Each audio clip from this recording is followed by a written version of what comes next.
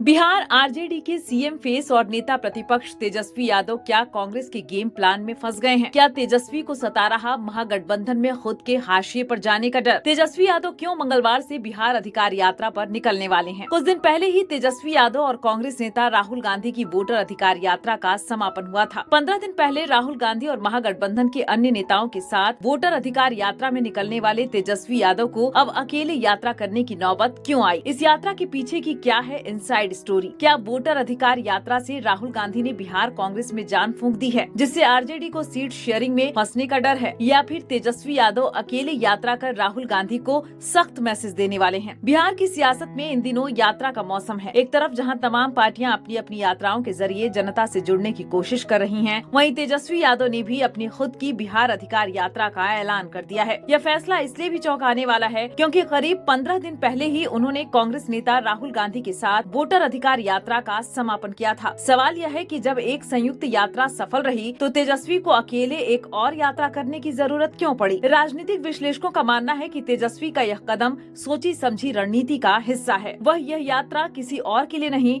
बल्कि अपने ही गठबंधन के सहयोगी कांग्रेस के लिए कर रहे हैं। राहुल गांधी की यात्रा ने बिहार कांग्रेस को एक नई ऊर्जा दी है। पिछले कुछ सालों से हाशिए पर चल रही कांग्रेस अब सीटों के बंटवारे में ज्यादा सीटों की मांग कर सकती है। इस मांग को काउंटर करने के लिए तेजस्वी का यह कदम जरूरी है। वह यह साबित करना चाहते हैं कि आरजेडी आज भी महागठबंधन की सबसे बड़ी पार्टी है और वह अकेले ही जनता को अपने पक्ष में कर सकते हैं। राहुल गांधी के साथ यात्रा के दौरान तेजस्वी यादव को भी प्रमुखता मिली, लेकिन कांग्रेस के बड़े नेताओं ने भी जनता का ध्यान अपनी तरफ खींचा। ऐसे में तेजस्वी यादव अपनी खुद की यात्रा से यह साबित करना चाहते हैं कि वह महागठबंधन के निर्विवाद नेता हैं और सीएम फेस के रूप में जनता की पहली पसंद हैं। तेजस्वी अपने पिता लालू यादव की तरह जनता से सीधे तौर पर जुड़ना चाहते हैं। लालू भी हमेशा यात्राओं और रैलियों के जरिए लोगों से सीधे जुड़ते थे। तेजस्वी की यह यात्रा लालू की उस विरासत को आगे बढ़ाने का एक प्रयास भी है, जिसमें जनता के साथ सीधा संवाद होता है। वोटर अधिकार यात्रा ने कांग्रेस को बिहार में एक नई पहचान दी। इस यात्रा के जरिए कांग्रेस ने यह साबित किया